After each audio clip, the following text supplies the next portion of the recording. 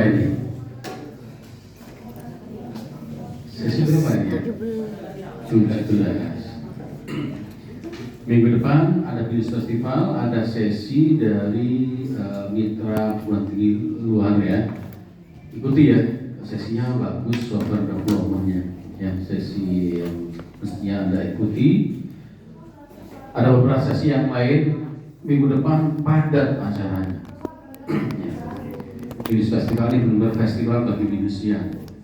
Ada festival karir nanti tanggal 12 itu juga ada dari BCA ya. BCA akan sharing bagaimana sih meniti karir ya, bagaimana membesarkan diri, soft skill apa yang diperlukan, bagaimana pandangan. Ada alumni kita, alumni Binus karena Semarang belum meluluskan, yang kita undang alumni yang dari Jakarta yang saat ini di BCA ya, sharing nanti. Dan ini silakan diikuti ya, sharing-sharingnya, ditanyakan. Mudah-mudahan Anda bisa nanti semester 6 siap ya, walaupun tidak semuanya ke BCA, tetapi paling tidak dari industri yang cukup besar karena grupnya banyak, ada Politron, ada BCA, ada Jarum, dan Blibli dan seterusnya ya di grupnya. Saya rasa menarik untuk Anda ikuti. Jadi sekali lagi sesi minggu depan jangan sampai terlewat. Nah, di sesi ke-17 ini kita akan bahas mengenai secure software development. Ya. Kalau di dalam proses requirement ini masuk dimensi yang kedua dan tiga, ya, ketiga. Jadi yang kita identifikasi pertama functionality-nya yang kelihatan. Tapi ada aspek-aspek yang tidak terlihat. Ya. Kenyamanan penggunaan, ya kan? Security, ya. Itu juga hal-hal yang patut kita identifikasi. Apa saja yang menjadi concern kita bahas di sesi yang pertama ini. Ya. Jadi kita outcome-nya bisa memahami, mengidentifikasi, ekspor dan analisa di dunia nyata bagaimana sih software development ini lain dengan isu-isu security ya. Makanya ini ya, karena membahas tentang secure software development, development sendiri yang namanya development selalu diawali dengan tahapan-tahapan awal di SDLC. Ya, dari situ sudah kita mulai pikirkan isu security. Jadi security tidak dibahas saat coding saja juga. Bagaimana minggu lalu kita bahas topik yang lain ya, berkaitan dengan arsitektur dan yang lainnya.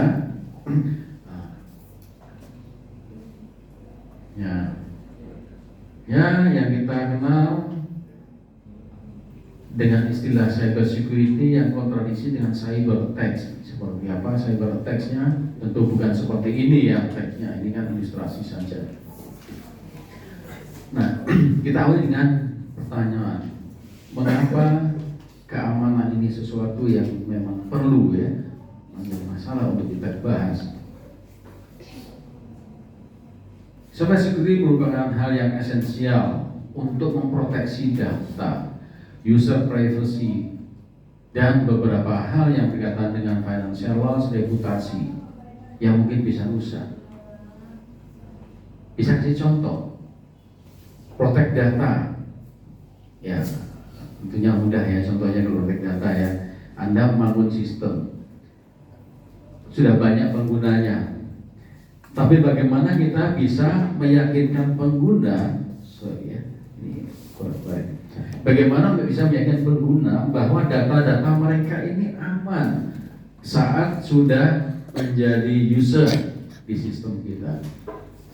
Kalau mereka nggak merasa aman datanya, tentu susah memastikan mereka akan sustain sebagai pengguna sistem kita.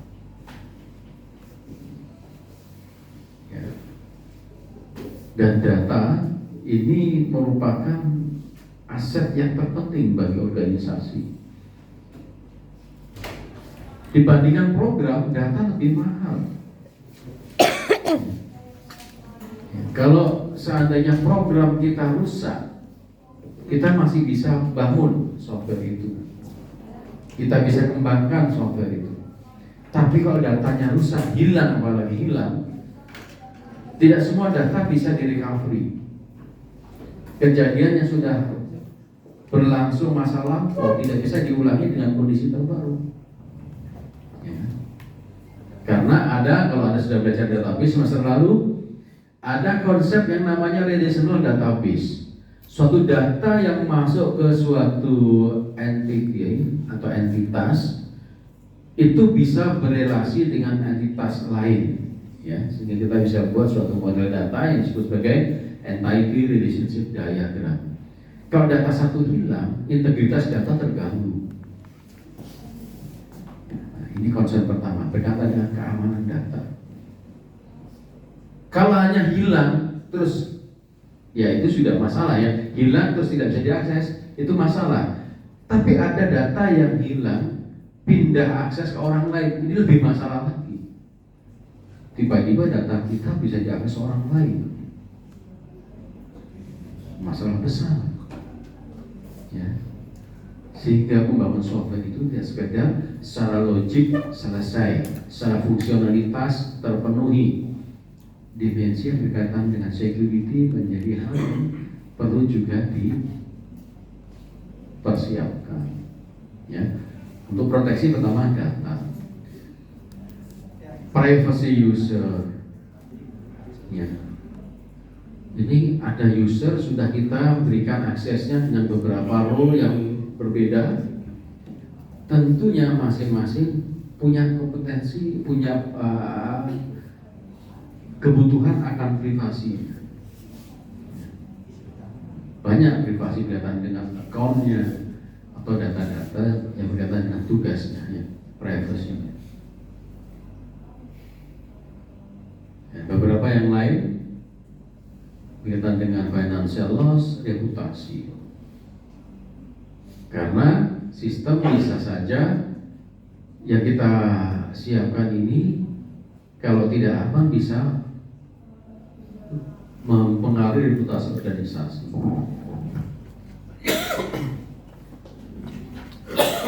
Bisa kasih contoh kalau reputasi yang rusak gimana nih kalau sih? Karena software kok reputasi organisasi rusak gimana?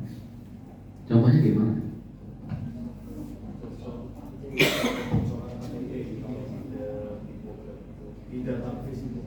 Ya misalkan ada contohnya apa nih, misalkan punyanya siapa?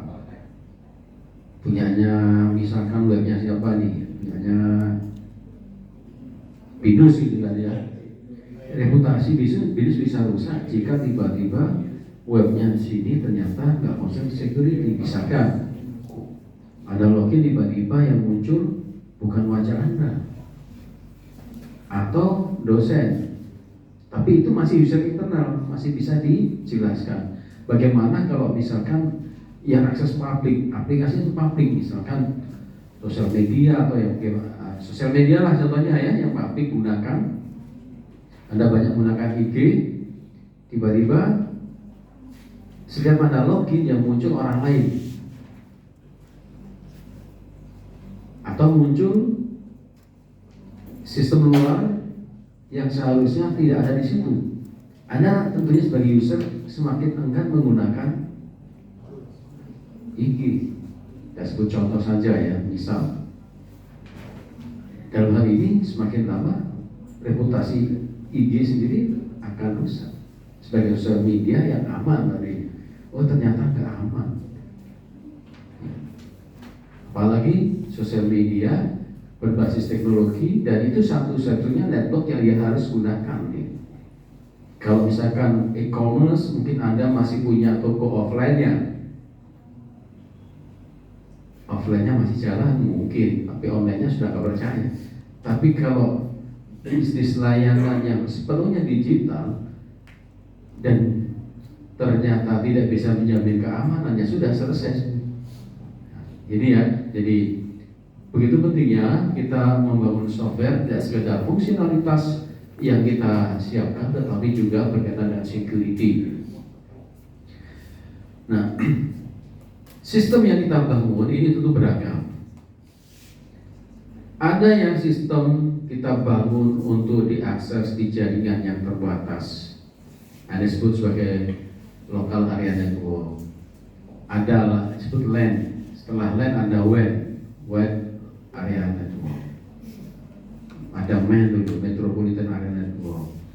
Tapi saat ini sudah tidak begitu banyak. Sekarang orang langsung masuk ke internet, ya, jaringan global. Nah, kalau sudah masuk akses ke jaringan global, tidak ada jaminan 100% aman. Ya. Kita hanya mengurangi resiko, kecuali kita sudah pertimbangkan matang-matang setiap aspek dari tahapan pengembangan software dan juga setiap elemen dari arsitektur yang kita bangun, dari front end, back end, proses logiknya dan seterusnya. Kita benar-benar sudah pastikan aspek-aspek yang nanti menjadi isu keamanan sistem, termasuk prosedur. Sistemnya canggih tapi kebijakan perusahaannya lemah, masalah. Jadi masalah tidak jadi teknis, policy. Ya. Nah, ancamannya ini beragam, ya. Semakin terbuka sistem ini untuk publik, ancaman semakin luas. Sehingga ada suatu ide gitu, ya. Kalau mau benar-benar aman, ya jangan terhubung jaringan. Selesai. Masalahnya kita perlu hubungkan setiap stakeholder di dalam sistem. Artinya apa? Ancaman itu bisa datang baik dari internal maupun eksternal. Ingat ya, bisa aja ancaman dari internal. Ini ya, mengapa? Nah, kalau kita kembali ke siklus pengembangan software development life cycle, ini menjadi bagian yang penting di dalam menghasilkan software yang aman, mengintegrasikan SDLC yang tepat, ya. Ini juga menjadi bagian penting dalam menghasilkan software. Dimulai dari requirement gathering atau analisis, design, coding, testing, deployment, dan maintenance. Nah, kalau kita lihat SDLC-nya, ya seperti ini, ya. Jadi di tahap requirement analysis ini dilakukan apa? Risk assessment. Jadi tidak mengidentifikasi sekedar apa kebutuhannya, identifikasi resikonya juga. Jadi saat requirement analysis sekaligus identifikasi resikonya. Nah, mengidentifikasi resiko ini memang perlu perspektif lebih luas, ya. Dalam hal ini kita perlu kritis melakukan analisis terhadap kebijakan perusahaan, teknologi yang nanti digunakan, dan seterusnya. Ya. Ini risk assessment. Di desain ada threat modeling and design review. Nah, dengan desain yang kita buat juga harus kita review kembali melalui threat modeling. Model yang dibuat ini sudah menjamin keamanan sistem belum? Kodenya canggih, ya, dengan beberapa lapis keamanan. Tapi kalau desainnya sendiri memungkinkan ancaman itu dekat ke dalam sistem, ya sudah. Sama juga ini analoginya. Anda mau aman, taruh motor, ya kan? Anda taruh kunci yang bagus gitulah, ya, yang paling sekarang susah ditembus gitu. Tapi motor nggak taruh di luar sana di gerbang PUC, ya bisa diangkut orang gitu kan. Ya, nah dulu kendaraannya nggak pas. Jadi desain juga berperan penting di dalam memastikan model sistem yang dibangun ini memang dirancang sudah memenuhi standar keamanan yang baik. Ya, jadi desainnya. Jadi ada namanya threat modeling. Nah, di review. Jadi kalau ada desain sistem, siapa yang punya akses? modelnya bagaimana. Desain macam-macam ya, dari mungkin kalau UI lebih fokus kepada kenyamanan. Tapi Anda bisa lihat misalkan kalau Anda pakai object oriented analysis design, di situ ada sequence dia kelihatan tuh objek-objeknya, live objeknya. Waktu dia mau masuk sistem, objek mana yang muncul, metode apa yang diaktifasi, ada autentifikasi enggak ini, loginnya langsung tembus ke sistem di layer mana. Nah, seperti itu ya. Bisnis prosesnya apakah langsung ke data yang sangat krusial atau masih ada layer tertentu. Beberapa melakukan pendekatan, misalkan saya perlu objek sebelum masuk ke dalam sistem, objek menangani user sehingga dibuatlah user management. Nah, karena ini yang lemah untuk masing-masing kalian di skripsi selama ini ya. Skripsi fokus kepada fungsi bisnisnya atau ide utamanya. Waktu diimplementasi tidak memperhatikan user manajemennya, role-nya siapa saja, batasan aksesnya, mapping ke modulnya seperti apa, modularity-nya seperti apa. Karena modularity ini juga mempengaruhi security. Desainnya tidak memperhatikan modularity, nah ini bahaya juga. Ya. Finance dengan procurement berbeda peran, walaupun ada irisan. Dipilih sebagai marketing, operation, akademik, ada irisan, tetapi masing-masing punya batasan, ya, peran, dan ada kekhususan. Untuk itu harus dilihat. Ini secara horizontal fungsinya, secara vertikal polisinya. Anda nanti mungkin eksekutif, ada senior manager, ada supervisor, ada officer, ada staff, mungkin ada mitra yang lain sebagai outsource. Sama-sama di unit yang sama ya. Nah, cara vertikal horizontal harus kita perhatikan. User manajemennya gimana, objek yang nanti menangani aksesnya bagaimana. Itu kelihatan di sequence diagramnya juga, kelas Anda bangun. Ya, dari desain sudah ini bahaya. Di coding pun, waktu coding pun akan rentan. Ini yang harus di review model model. Nah, ini ada ancaman di sini. Karena itu waktu Anda sebagai seorang quality assurance ya, yang concern terhadap kualitas software dan keamanan, tidak hanya melihat codingnya, lihat model sistem yang dibangun. Sebelum masuk coding harus kita sudah ingatkan ini ada ancaman.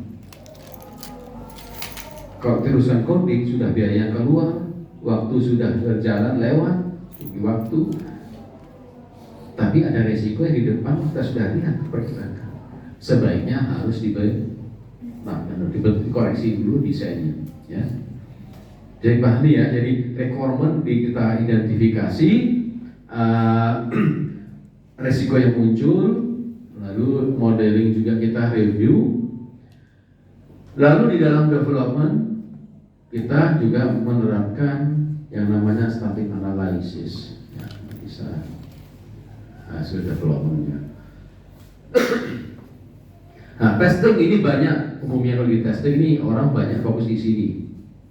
Secure testing, ada penetration test, pen test gitu kan ya. Ini yang bergabung di kelas ini ada Anda yang online ya, sedang enlistment juga.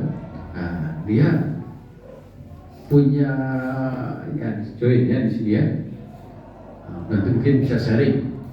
Nah, dia juga menjalankan peran sebagai pen test. Nah, ini biasanya dilakukan di sini. Kalau sudah jadi, ya, ini sudah jadi. Ya, ini salah satu bagian yang umumnya dilakukan. Walaupun sebenarnya tidak hanya di sini proses untuk menjamin keamanan sistem. Dimulai dari requirement tadi ya. Ya, ini untuk testing, deployment. Nah, ini ada secure assessment and secure configuration. Konfigurasi sistem, data centernya dan seterusnya ya. Deploymentnya di mana ini? Arsitekturnya seperti apa? Data centernya seperti apa? Polusinya gimana? Orang-orang yang ada di situ yang di data center bagaimana? Karena bisa jadi kalau Anda lihat film-film itu, orang masuk ke sistem juga bisa fisik masuk ke situ ya. Dan pusat data bisa masuk ke device-nya. Ada juga dari jarak jauh. Jadi waktu deployment kita pertimbangkan juga konfigurasinya, termasuk konfigurasi database-nya. Jadi database yang dibangun umumnya tidak hanya satu database. Ya, Anda bangun sistem mungkin sekarang masih satu database, umumnya dipisah. Ini yang menangani data-data staff dipisah, berkaitan dengan human resource, ya. Yang berkaitan dengan sales sendiri. Jadi secara fungsi database-nya sendiri pun sudah terpisah. Ya. Untuk akses database kan melalui aplikasi. Aplikasinya harus diberikan autentifikasi masuk ke sana. Ya. Kalau butuh dia bisa akses ke database, kita batasi lagi modularity kita kan ya. Ini ke end object yang mana? Karena itulah Anda sudah belajar grand privilege ke objek-objek yang ada dalam database. Ya. Tidak langsung akses ke tabel, tapi sebaiknya melalui objek yang lain. Disitulah Anda belajar semester lalu bagaimana membangun view, function, store prosedur, ya kan? Agar apa? User tidak langsung akses ke data. Tabelnya mungkin ada 10 atribut, tetapi Anda melalui view itu hanya dapat 3. Atau melalui prosedur lebih restrict lagi. Kolomnya 3 dan barisnya pun harus dibatasi. Kalau view Anda bisa dapat semuanya. Ya, mekanisme seperti ini berkaitan dengan database design juga menjadi isu ya. Nah, deployment-nya juga gitu. Nah, kalau database-nya sudah dipisah-pisah, modul-modul atau subfunction-nya dipisah-pisah, sekarang deployment-nya di server yang mana? Nah, servernya tentu untuk yang ideal dipisahkan. Ya, server yang nanti menangani interaksi atau interface dengan sistem luar, sistem di dalam, sistem yang menangani finance dan seterusnya dipisah. Secara fisik, secara logik dipisah. Ya, jadi secara fisik dan logiknya memang dibatasi. Ini juga untuk meminimalkan. Sudah pasti aman? Enggak juga. Masih banyak effort yang kita lakukan. Ya. User masuk beberapa kali autentifikasi. Masuk fungsinya kritikal, nggak langsung login di depan, langsung jalan. Diverifikasi lagi Anda benar nggak login di sini. Beberapa sistem menggunakan autentifikasi melalui handphone. Begitu masuk transaksi, konfirmasi ke handphone. Ini ada user dengan akun sekian, jam sekian mau masuk. Apakah akan diizinkan? Kirim ya, verifikasi kode kan ya. Nah, samakan sistem itu dengan kode yang dikirimkan. Jadi kalau orang lain mau masuk, dia nggak punya kebiasaan, nggak tahu, ya kan? Nah, ada sampai di sana keamanan kita kan, siapkan. Tapi kalau kita nggak peduli, yang penting login selesai, dia kan sudah login. Ya kalau loginnya benar, dia kalau loginnya digunakan orang lain, bagaimana backup keamanan? Nah, ini juga menjadi isu ya di saat kita autentifikasi. Ya, ini ya. Jadi di SDLC sendiri, software development life cycle sendiri juga perlu mempertimbangkan beberapa aspek ini, karena sekali lagi keamanan itu tidak hanya menjadi tanggung jawab programmer yang membuat program. Sistem analis nggak menganalisa lengkap, mitigasi risiko-risiko yang muncul, masalah. Software designer nggak mengidentifikasi kemungkinan desain yang menimbulkan risiko keamanan, juga nanti sama juga.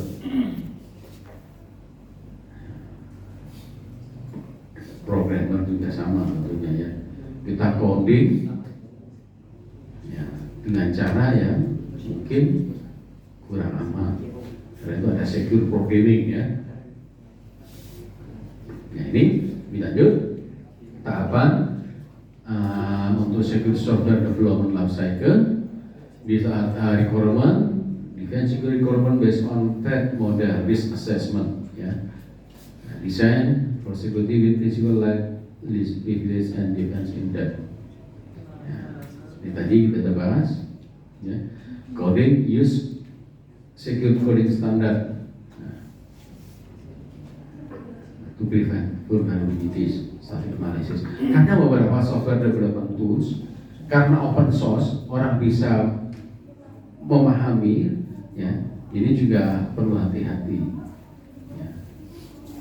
Beberapa institusi bahkan menggunakan .NET, ya. Nggak semua orang punya pengalaman di sana sehingga disinyalir lebih aman. Developnya pakai C#. Tapi kalau PHP banyak orang bisa memahami, bisa ditembus. Apalagi misalkan arsitekturnya nggak secure, ya, codingnya lemah juga. Ya banyak aspek, ya. Pemilihan software development tools juga, ya. DBMS-nya juga sama, karena beberapa DBMS memiliki fitur-fitur keamanan yang lebih baik dibanding yang lain, ya. Testing, conduct security testing alongside functional testing, ya. Jadi yang kita tes ini lebih holistik, ya. Security testing, code review, ada disebut sebagai penetration test, ya, system test, ya. Deployment, secure configuration, access control, security access, and secure configuration configurasi system. Nah, kadang-kadang ada yang menaruh config sys sebagai pintu masuk ke sistem, tapi config sys sendiri dideploy di tempat yang nggak aman. Masuk config sys konfigurasi sistem, ya, oh konfigurasi demikian larinya ke sini, IP sekian, ada pad yang ke sini larinya. Orang bisa masuk config sys, bahaya. Config sysnya juga perlu hati-hati. Nah, di situ ada mekanisme, ya, nanti encryption-nya, ya. Maintenance, security update, and patch software to address new threat. Nah, ini software-software yang umumnya kita gunakan karena kita diminta regular update, ya. Kenapa? Untuk meningkatkan kualitas, ya. Antara lain berkaitan dengan keamanan. Dan beberapa juga melibatkan cyber security spesialis. Jadi memang mereka libatkan cyber security, hacker yang white hacker, ya. Suruh tes sistemnya, ya, mungkin suatu ketika aman, suatu ketika ada yang bisa menemukan. Nah, di sini update patch-nya saja, nggak sampai update penuh, ya, patch-nya, ya, service patch biasanya. Service ini kita tutup ketahuan ada lubangnya, service patch-nya update. Nah, kalau kita menggunakan suatu software minta update, kita nggak update, berisiko nanti. Karena user ini semakin lama makin pintar juga, ya. Oh, tahu kondisinya sekarang, kondisinya seperti ini, arsitektur softwarenya ada celah di sini. Nah, tapi kalau kita update, oh sedang tutup sekarang. Mengapa? Karena sudah ada yang sudah penetration juga dan dia sudah kasih tahu, ya. Google kan gitu juga, ya. Apakah Google aman 100%? Enggak juga. Karena itu banyak yang diapresiasi oleh Google karena memberikan informasi yang penting untuk improve, ya, security-nya dan amal besar yang lain. Nah, ini maintenance yang rutin, ya. Kita sering temukan ada service patch yang terus update. Nah, ini berkaitan dengan jaringan sistem. Serangan juga bisa melalui satu jaringan yang kita bangun, ya, bisa illegal attacks, sniffing, spoofing. Apa sniffing itu? Apa? Maksudnya gimana? Ngendus-ngendus. Ngendus ini apa gimana ngendus? Gimana itu, ya? Ya, ngendus, nah, ya, ke dalam sistem. Spoofing.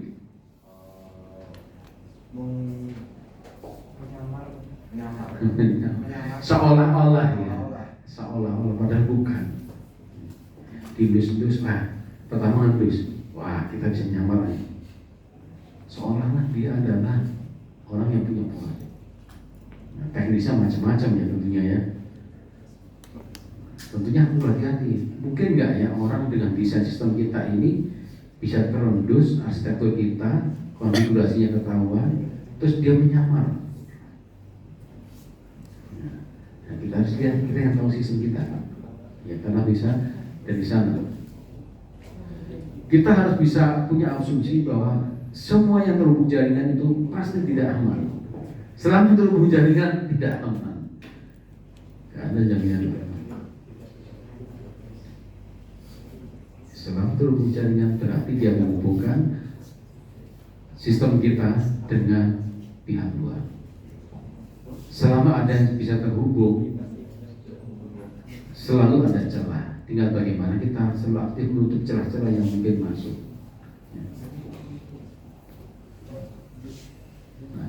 Bagaimana arsitektur jaringan yang kita bangun juga mempengaruhi, ya. Jadi network spesialis juga harus peduli dengan keamanan sistem. Tidak sekedar bisa menghubungkan titik satu dengan yang lain, sekali servernya bukan hanya sekedar berhubung, tetapi aman tidak dengan arsitektur yang kita bangun ini, dengan model jaringan. Kadang ada trade off, aman tapi jadi lambat yang prosedurnya mutar. Ya, ini dari sisi network. Ini contoh taking network person in the middle, ya. Ini seorang bisa intercept, ya. Ini ada jaringan, ada komunikasi data, ada sender, ada recipient, di tengah-tengah dia masuk, ya. Bisa jadi ini komunikasi ini. Nah, dia bisa masuk di sini.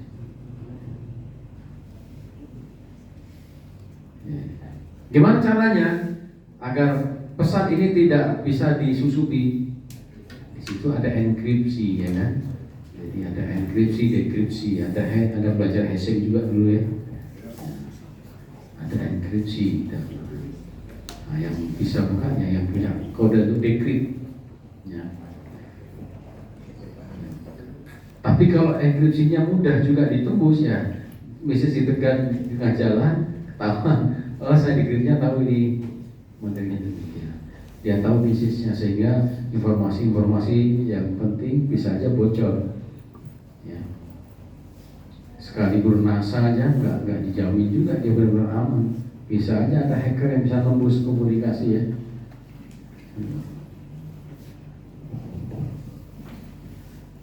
Ya, kita ubah message sebelum dikirimkan, biasanya diacak, ya, nanti ini lagi, ya, disusun lagi. Jadi yang lewat ini kode-kode nggak jelas, ya. Nanti ya, penerimanya punya cara bagaimana untuk menyusun ulang. Jadi nggak langsung bisa dikirim sepenuhnya, ya, per paket, ya. Nah, nanti setelah itu disusun. Nah, ini cara lain, ya, mengirimkan pesan ke dalam jaringan. Sniffing, ya.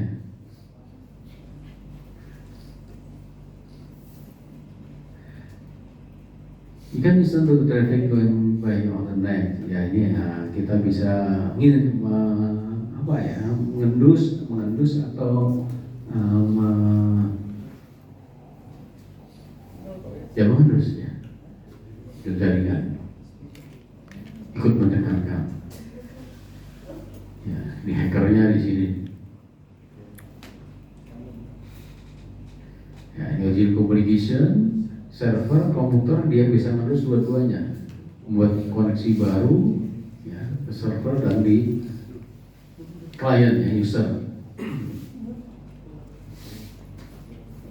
Spoofing, berikutnya, ya, ini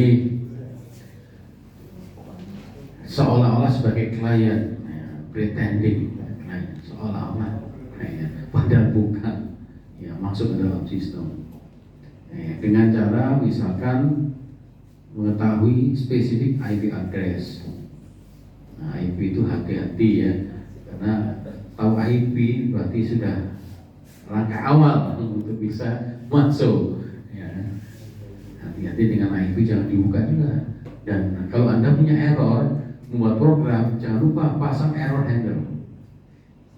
Kadang kita nggak aware, nggak dipasang error handle, begitu error kelihatan connection stringnya, oh IP-nya ke sini.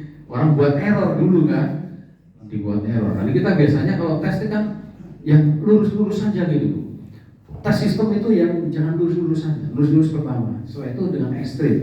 Contoh nih, Anda input nilai seharusnya integer. Anda testingnya hanya integer. Coba dikasih format non-integer. Error enggak? Kalaupun error, bagaimana sistem menangani? Jangan sampai begitu error, scriptnya error, ketahuan formula dan semuanya scriptnya IP-nya muncul di situ juga. Itu yang bisa terjadi untuk kita yang nggak aware ya. Nah, pasang error on error apa gitu kan ya, kita handling. Itu juga sebagai bagian upaya ya meminimalkan resiko. Ya. Nah, ini pertama dia error, pernah nggak tahu, jadi lama-lama dia bisa mengetahui lebih jauh ya ke dalam sistem ya.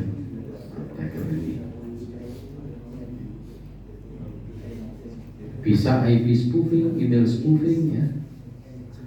Nah, kadang-kadang apalagi sekarang ya, banyak orang yang nggak biasa masuk ke dunia digital, emak-emak gitu kan ya, emak-emaknya ini kasih tahu, begitu masuk pakai WeWeb seolah-olah bener ini dari orang yang dikenal atau lembaga yang dia kenal karena ada logonya dan yang lainnya.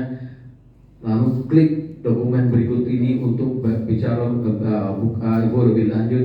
Begitu diklik, dia bisa masuknya device kita. Karena dia tahu saat ini device kita sedang koneksi kemana dan seterusnya, data-datanya bisa. Nah yang seperti itu juga berbahaya. Seolah-olah dia adalah lembaga yang memang kita maksudkan padahal bukan. Ini banyak ya, email gitu ya.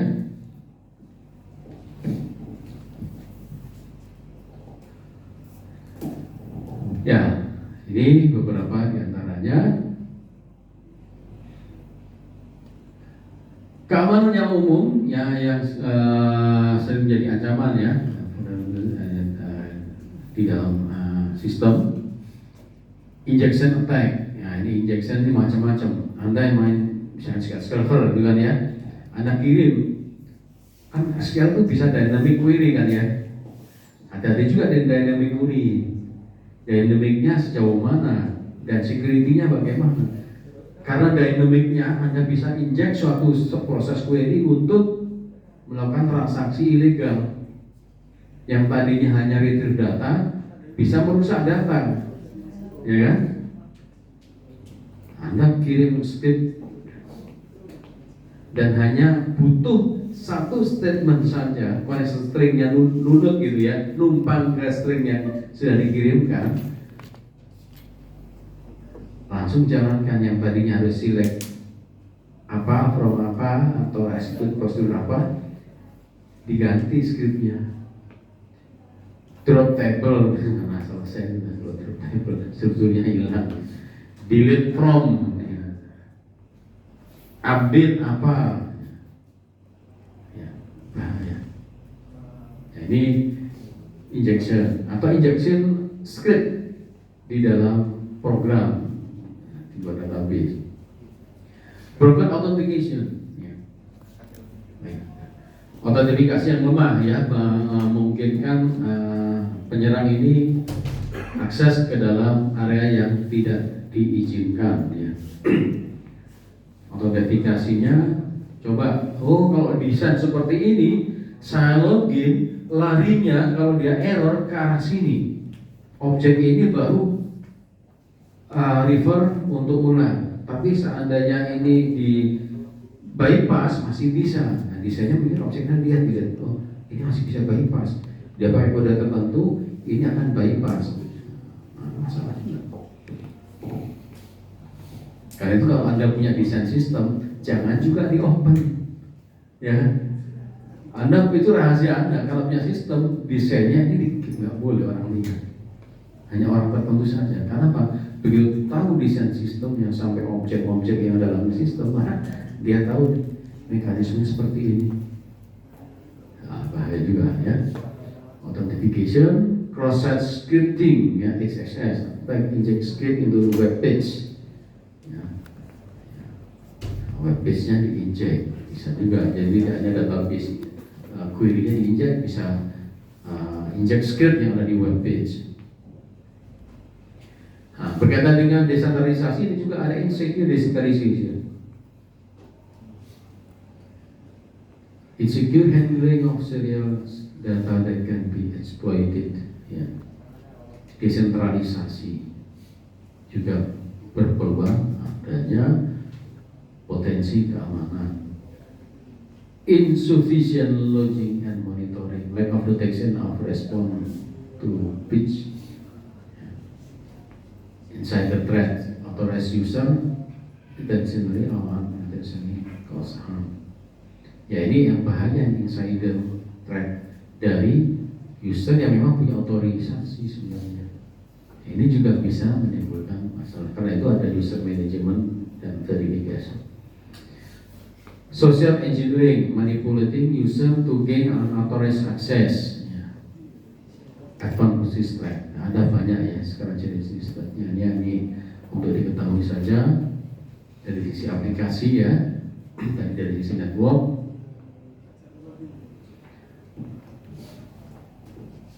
Nah, ini beberapa case ya. Tax can be expensive.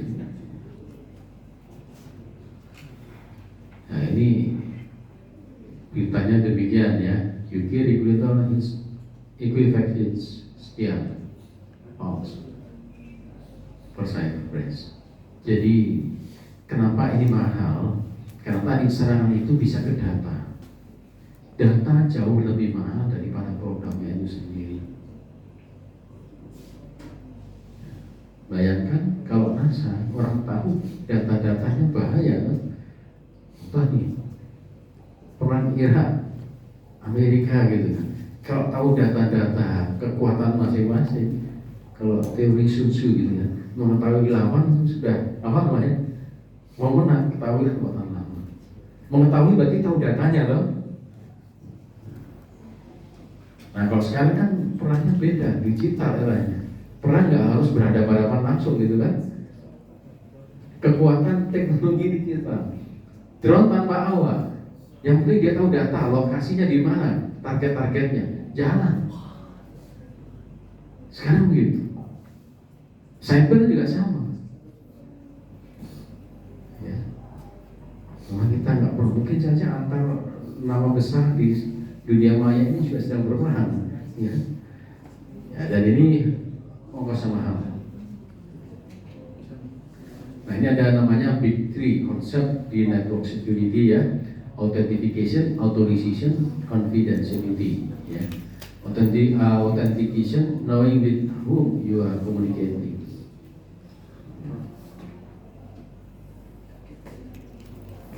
Lalu otorisasi ini umumnya ya. Otorisasi berarti membangun mekanisme untuk membagi privilege. Ingat ya, membangun sistem. Jangan lupa membuat mekanisme otorisasi privilege, user management. Softwarenya sudah mulai saya lihat kemarin didemokan ya dengan Pak Prabowo, tapi saya nggak tahu ini aksesnya bagaimana. Ya. Ada isu security nggak di modelnya? Bisa nggak ditembus orang lain masuk ke situ? Itu juga nantiannya. Bagaimana caranya biar aman? Walaupun saat ini isu, tapi kalau Anda nanti serius, hati-hati. Bayangkan misalnya kayak mobil yang sekarang jarang guling gitu ya, atau BYD sudah pakai smart, tapi bisa ditembus orang lain, seolah-olah dia adalah ownernya gitu ya. Key-nya bisa ditembus, dikendalikan orang lain gimana? Kita naik dulu kok belok kiri sendiri. Semakin cerdasnya, tapi dia bisa akses, bahaya juga. Nah, pasti dia sudah pertimbangkan otorisasinya, ya. Yang mengendalikan harus ada orang yang di dalam, nah, gitu ya sekarang ya. Keyless kan juga sama sekarang. Kunci ketinggalan tidak otomatis nanti sistemnya jalan, tapi deteksi ini ada di mana posisi kunci, gitu kan ya. Dan seterusnya. Yang seperti itu sudah dikalkulasi. Organisasi confidential, communicating with without other knowing what's been said. Oke, ini berikutnya konsep every software engineer need to know one way hashing. Ya. Apa itu hashing? Masih ingat? Hashing itu apa? Memberikan kunci khusus.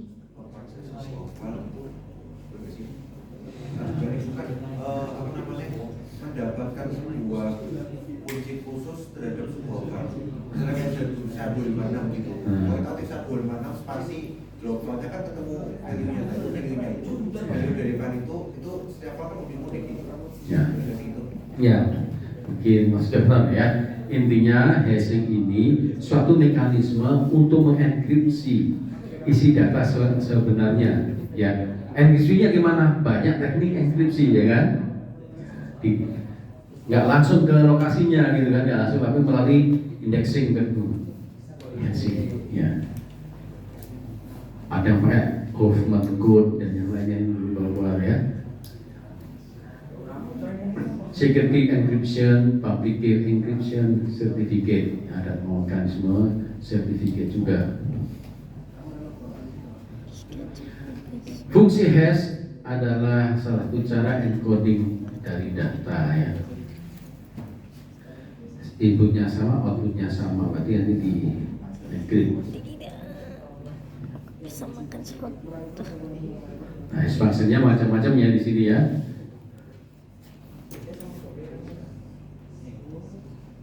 Ini contoh nih, algoritma iteration, so hash passwordnya sih ya. Anda menyimpan password ya jangan passwordnya simpan apa adanya, di encrypt dulu. Jadi kalau orang misalkan punya akses select bintang from user account, ya di encrypt ya kan, nggak kelihatan aslinya. Jadi dikonversi karakternya dengan nilai tertentu atau bisa pakai folding dan yang lainnya kan, macam-macam cara dengan cara menginjeksi, membagi, multi division dan yang lain-lain. Ya. Nah, caranya macam-macam ya. Nah, NIM Anda itu ada kode khusus sebagai secure number. Anda di digit Anda. Jadi nggak bisa sama setiap orang, dan itu adalah cek digit. Ya, bisa ada satu digit yang masih bukan di depan. Ya. Itu ada secure. Ya. Jadi tidak bisa orang sama.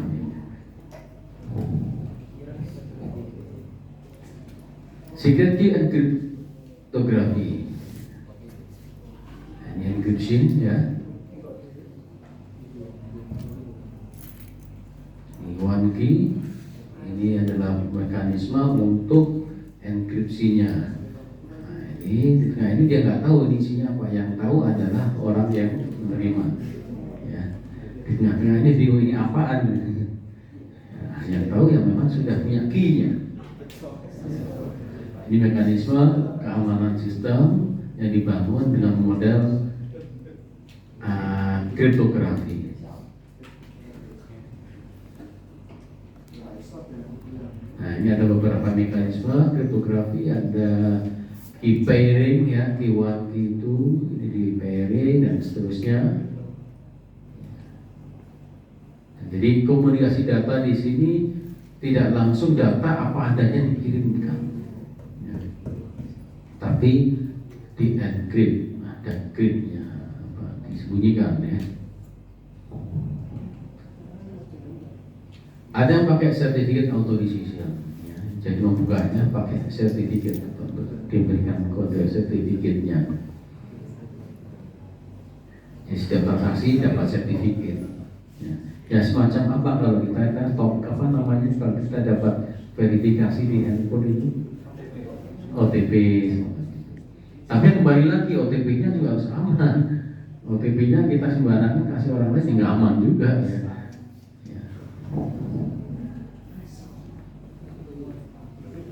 Nah ini best practice for secure coding input validation ya.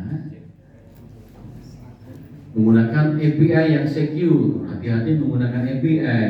Oh ini ada API bagus nih, connect ke suatu sistem luar, dia nggak tahu di dalamnya ada sistem yang diinjek tersembunyi untuk mengetahui traffic atau komunikasi kita. Ya hati-hati, nggak selalu yang grafis itu aman, ya kan? Ternyata di situ disisipkan suatu kode mau mengetahui komunikasi kita. Gunakan secure API. Error handling tadi kita sebut tadi ya, error handling. Mungkin saja dalam sistem ini nggak sempurna ada error, tapi bagaimana menangani error itu juga penting. Kalau toh ada error, jangan sampai kelihatan script apa adanya. Ya, ini error handling. Ya, mungkin teman-teman bisa belajar ya. Kalau isi dulu kan ada juga. Walaupun kita nggak ajarkan go to label, tapi itu bisa digunakan untuk error handling. On error, go to berapa? Nah, ditampilkan error handlingnya. Jadi dia nggak lanjutkan ke script yang lain. Ya. Beberapa programming teknik begitu, menggunakan label error handling. Principle of least privilege, restrict access rights to the minimum necessary. Regular code review, ya mereview code secara berkala. Lihat, itulah orang sekarang di software yang besar membutuhkan spesialis di keamanan sistem, cyber security. Itu mereview tugasnya gitu aja, seperti satpam gitu ya, keliling terus lihat, walaupun aman tapi pastikan lihat. Itu juga begitu. Kita review, walaupun kita tahu aman sudah dites, lihat lagi yang dulu aman sekarang mungkin tidak aman gitu kan. Oh ternyata ada mekanisme seperti ini nggak bisa sekarang ya, bisa tembus ini dengan kita pakai API yang berdua itu. Ya lihat lagi, harus ada tugas seperti itu ya. Teman-teman Anda yang ke Jakarta ambil cyber security, tugasnya itu nanti seperti polisi gitu ya, polisi di dunia maya, lihat nih yang niatnya bagus ya seperti security. Kalau enggak kan itu hacker, ada yang white hacker gitu kan. Tugasnya dia kalau mencari titik lemah untuk diamankan. Ini regular code review. Nah, coding standar juga penting. Misalnya adopting standard secure coding principle such as secure coding standard for languages like Java and C++. C# juga ada ya, avoiding hard code. Nah ini hati-hati dengan hard code, yang tahu hard code ya. Kadang-kadang kita lupa lepas hard code. Kita karena user manajemennya projectnya barengan dengan project yang jalan lainnya, saya perlu tes proses otorisasi sebagai admin. Usernya belum selesai, modul selesai pasti paralel kan, dan di develop. Ya sudah, saya seolah-olah sebagai admin hardcode itu, usernya langsung admin, passwordnya dimasukkan hardcode. Jadi siapapun yang masuk sebagai admin, nah bahaya juga. Ini ya, hardcode.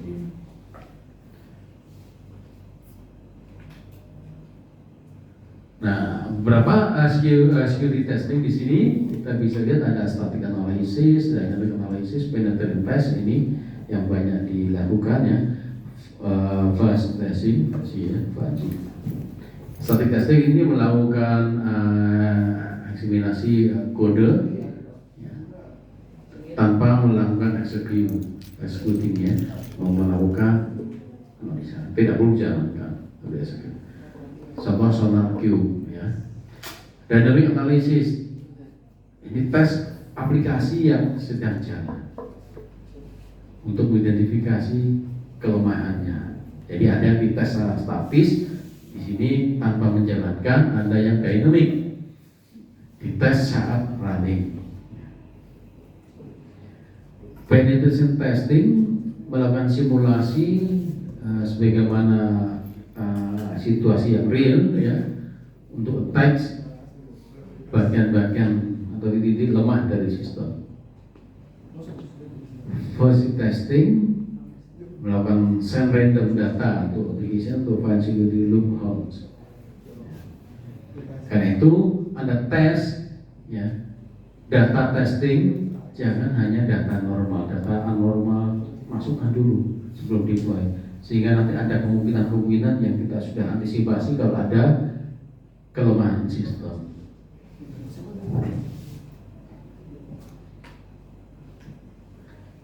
Nah, ini ada beberapa yang random melakukan sistem input SQ program. Ini bugnya di sini ya. Bugnya ini akan muncul ya kalau di SQ.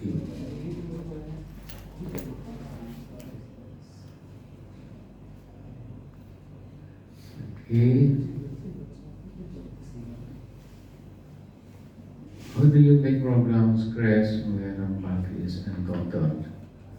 Nah, ini ada beberapa automatic Oracle. Kita lanjut aja di contoh-contoh yang lain ya. Anda bisa belajar ya skillnya ini nggak asing ya, Anda yang sudah belajar C ya. Ini apa? Di mana nih? Ada di mana ada yang jadi concern ini? Ada sanitizer. Compile with get and when. Ini skillnya di bagian mana nih? Is it no?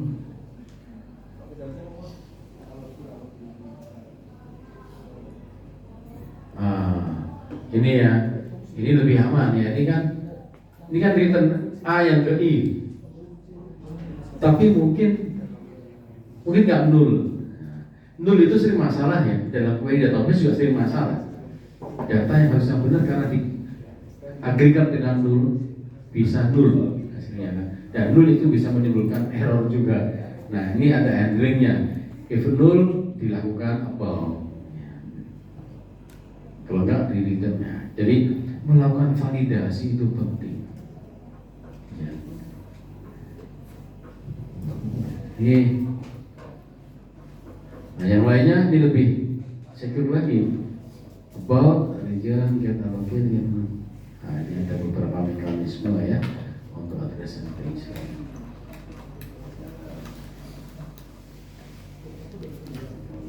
Ya beberapa contoh programmingnya di sini.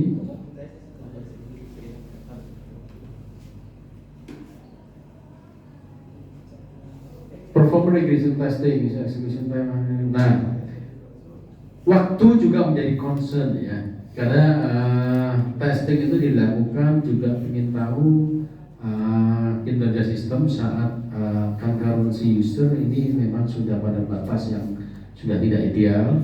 Nah, maka kinerja sistem masih sama. Kadang-kadang ada yang namanya stress test, ya, stress test. Di sini masih belum stress test ya, stresnya belum dites ya. Bisa execution dan critical komponen, ada beberapa komponen yang dites, beberapa critical isunya bisa ditemukan di sini.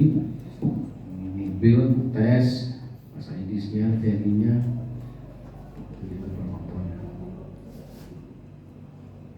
Ada beberapa mekanisme untuk melakukan profiling untuk mengetahui bottleneck ya. Nah kalau di DBMS itu ada namanya profilingnya ya, kalau ada di database sebelumnya DBMS tertentu itu kita bisa lihat profiling server dan database-nya, mana yang menimbulkan bottleneck, mana yang log dan seterusnya. Profilingnya bisa kita lihat. Anda bisa juga melakukan di level aplikasi atau sistem lebih luas ya. Jadi ini visualisasi ya untuk melihat apa bottleneck-nya. Visualisasi ini terutama di Microsoft SQL Server itu ada ya, server profilernya. Ya, Anda kan belajar log, declog kan ya, database itu kan, itu bisa dilihat profilingnya di sana. Oh, log ini dilog oleh siapa, ini potensi akan log, ini waktu aksesnya sudah lama, yang lainnya wait, biasanya di kill. Ini yang membuat log, kill sama admin, kill. Bagaimana dia tahu ada visualisasinya? Ini juga sama nanti dari sini sistem secara luas juga bisa kita lakukan visualisasi untuk mengetahui bottleneck-nya. Ya. Ini beberapa yang lain pakai post testing, visualisasinya.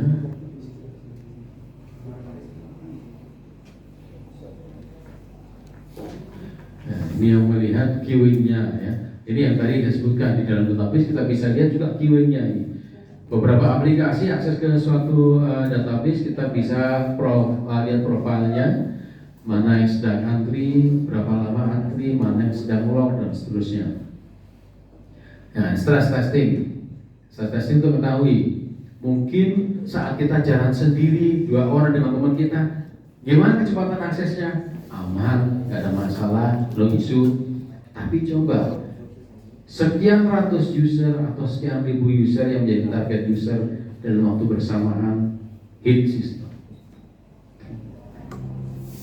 Masalah nggak? Masih aman nggak? Ya, ini yang biasanya memang membutuhkan effort lebih. Karena apa? Untuk stress testing ini butuh partisipan tes yang besar ya.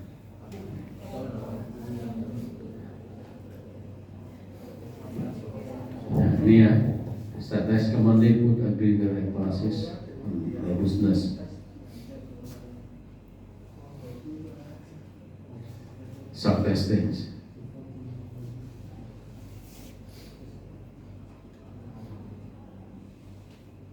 Ya, ini terutama yang nanti menggunakan sistem-sistem yang membutuhkan komputasi yang besar, ya, sistem cerdas membutuhkan komputasi besar. Ini juga perlu hati-hati. Ya, jalannya membutuhkan resources seberapa ya, decline servernya.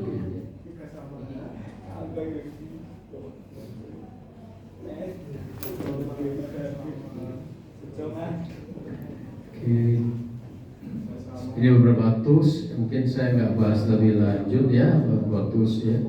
Untuk statistics analysis ini ada contohnya SonarQube, Checkmark. Saya sendiri belum pernah menggunakan ya, tapi hanya tahu bahwa statik ini bisa menggunakan tools berikut ini. Anda bisa coba nanti ya. Yang statistics ini intinya nggak perlu nunggu programnya dijalankan, gitu ya. Yang statik, kalau dynamic perlu jalankan.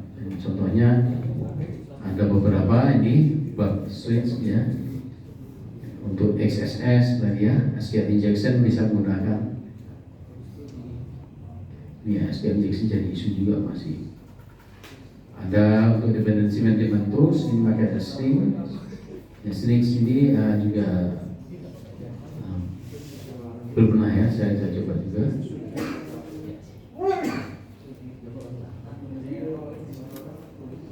Oke, case tadi saya.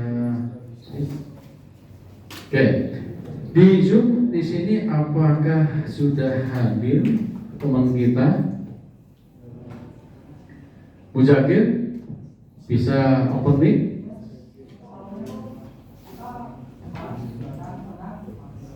Halo, Bu Zakir?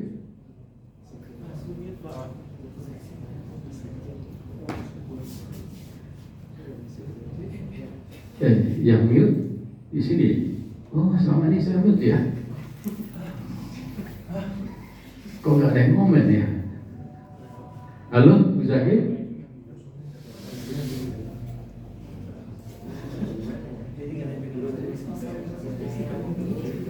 Abu Zakir ini dia pentest, ya mungkin bisa sharing di sini.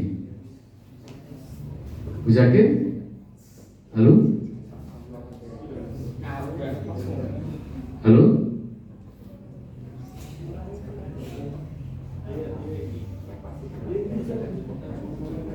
ya mungkin nanti sesi berikutnya ya. Oke, rencana saya minta dia sharing ya. Ada pertanyaan? Ada yang mau dibahas?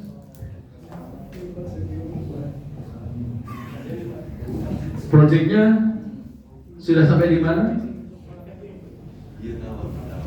Sudah sampai mana proyeknya? Softwarenya sudah jadi? Belum jadi. Ini sudah mendekati minggu akhir ya. Gabung aja dengan Pak Prabowo aja ya. Kenapa? Nggak apa-apa nanti itu. Nanti dimasukin di awalnya aja, sahih aja. Presentasi di akhir ya, presentasi lagi aja. Karena saya lihat kemarin masih fokus di alatnya semua ya. Jadi kelompoknya beda ya, nggak apa-apa nanti di awal aja. Karena saya lihat kemarin juga setelah lihat ada beberapa yang beda ya. Nggak bisa. Bifasnya nanti fokus ke project yang mobile ya dulu. Yang mesnya dulu aja. Dan nanti kita awalnya jadwalnya sendiri. Ya. Ya karena ternyata nggak semuanya sama. Ya. Tapi kalau mau ditampilkan, ya silakan. Karena gini, waktu di versi besok itu ada dari BCA-nya, ada 12 orang dari BCA datang, lalu ada juga dari banyak mitra itu, termasuk dari BNN datang juga. Ya. BNN tidak untuk sesi sharing aja mereka ya. Banyak dari luar, biar dia tahu karya kalian, tunjukkan ya. Biar siapa tahu Anda butuh nanti support mereka ya. Ya.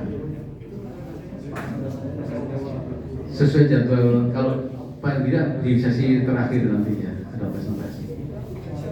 Jadi sobat Anda nanti ya, saya tadinya memang rencananya dipamerkan sekaligus di BIFES, tapi karena kelompoknya beda, yang dengan MES ya kan, ya sudah nanti terpisah saja. Di pertemuan nanti saya lihat pertemuan terakhir kalau nggak salah W-1 ya, minggu ke-12 ya, itu ada presentasi project ya. Dikumpulkan nanti, biasanya saya minta sekaligus rekaman videonya, jadi kalian jelaskan softwarenya sesuai scope yang diminta. Waktunya kurang lebih 10 menit 10 menit presentasi semuanya. 10 menit divideokan, link videonya disertakan di report yang disampaikan. Kenapa? Bukan saat BIFES, kayaknya nggak keburu kelihatannya. Ya. Itu nanti saya lihat setelah BIFES.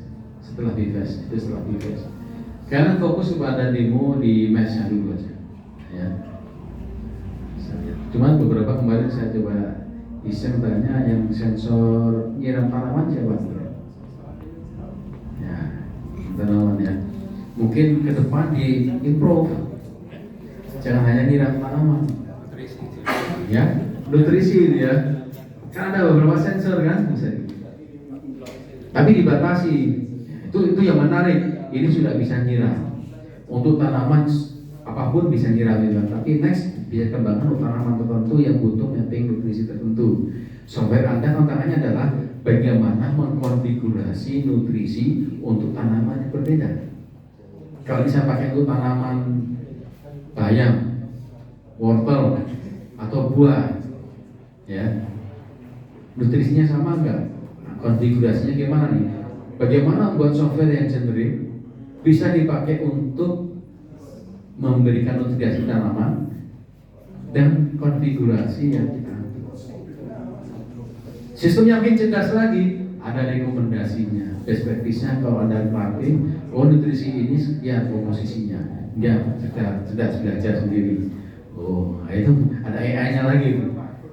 Ini tanamannya dideteksi, kita nggak usah konfigurasi manual, deteksi daunnya. Oh, kalau daun ini bayam jenis ini, komposisi nutrisinya demikian, dia nyiram sendiri, kan pinter ya.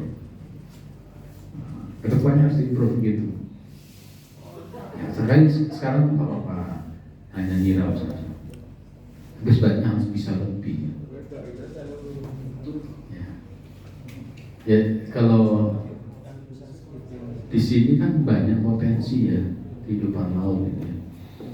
Yang 2 tahun lalu, 2-3 tahun lalu ya, di Malang itu mahasiswa membuat sensor untuk men-trigger pertumbuhan alga. Pakai sensor juga. Kenapa? Karena alga ini ternyata bisa memproduksi oksigen, di mana oksigen dibutuhkan di dalam biota laut. Jadi kalau kita punya akuarium, kita bisa produksi alga, menarik ya.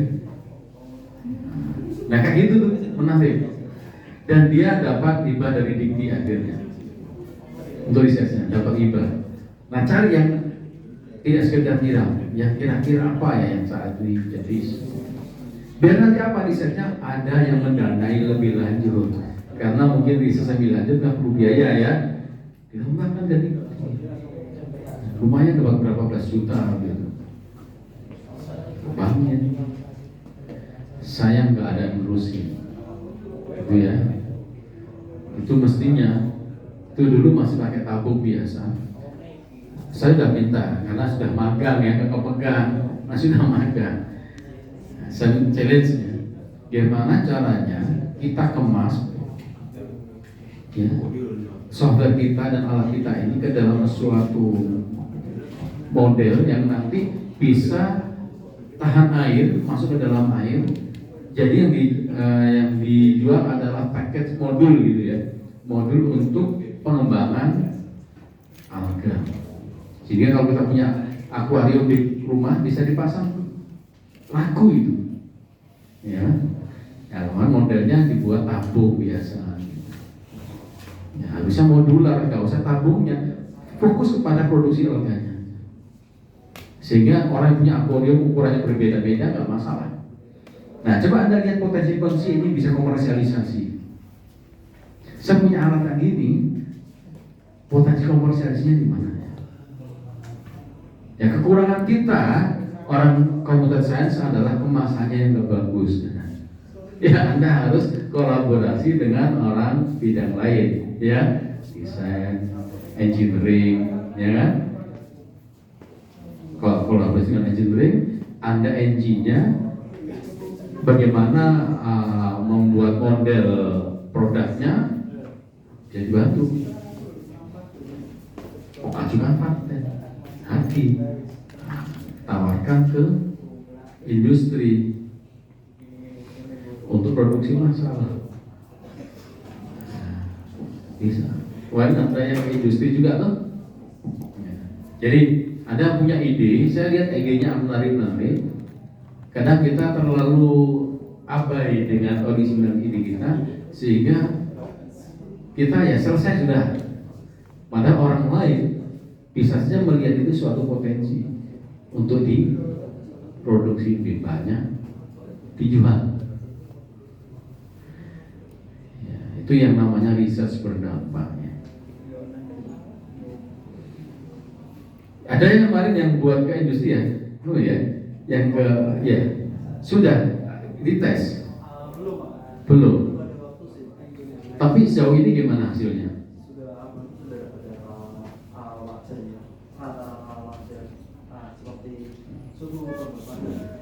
Sudah ada berapa sensor dipakai?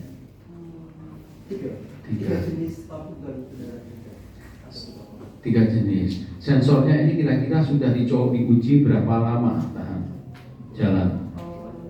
Nyala berapa hari? 1 hari? Untuk sudah tes 7 hari. Nah itu yang dites gitu ya, dites ketahanannya, durability-nya. Karena kadang sensor itu karena kita beli yang murah-murah, tiba-tiba kebakar makanya panas ya. Harus ada rekomendasi alat yang lebih tahan ya. Kalau sudah teruji 7 hari, jalan terus. Konsumsi listriknya banyak tak?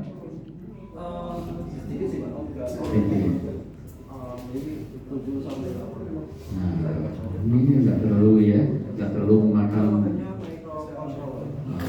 mikro ya. Oke, sudah dibuat packagingnya dan yang lain.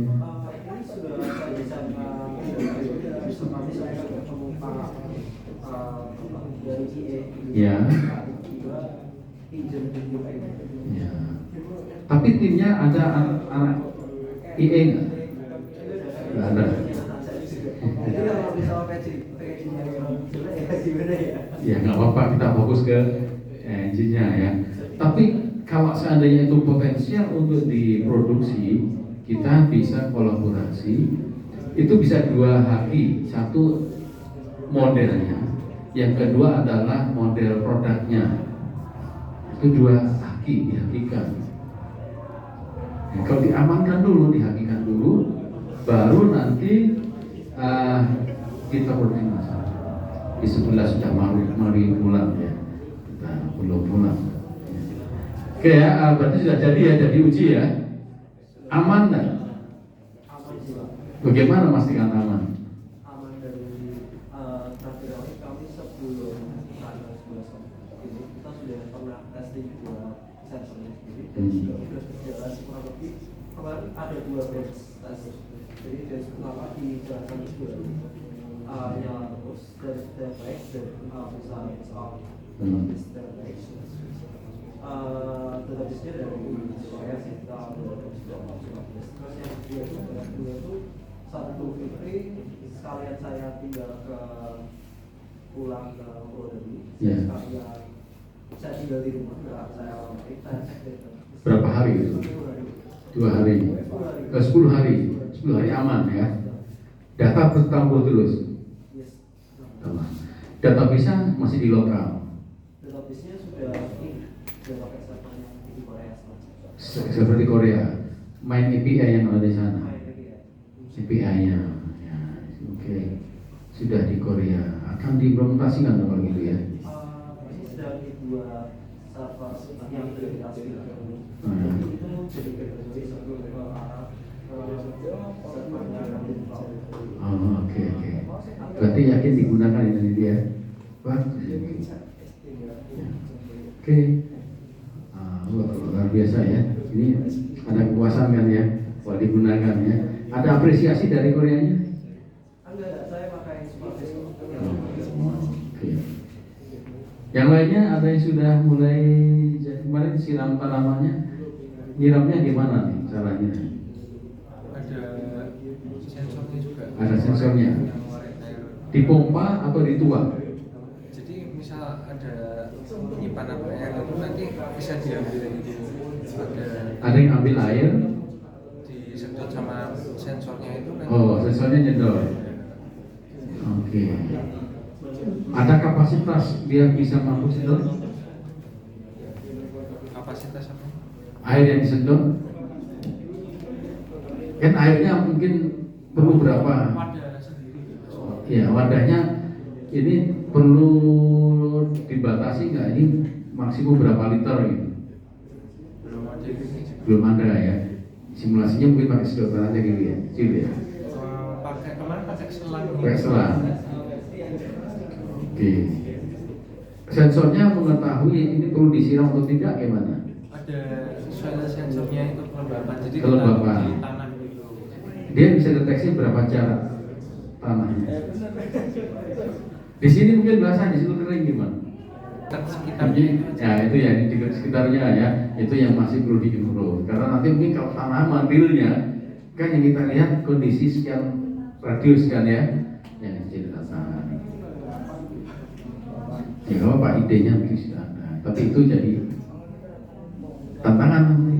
Gimana nih kalau di titik terdekat basah, tetapi 50 cm dari situ kering, mungkin kan? Mungkin. Nah itu yang mau saya. Kalau ada pertanyaan seperti itu gimana jawabnya? Kalau bisa dipamerkan, ada yang mengunjung hanya kalau saya pun pasang, ini bisa deteksi berapa jarak yang bisa tahu dia ini kering atau enggak. Yang terdekat aja kan? Nah, gimana caranya bisa deteksi yang agak jauh?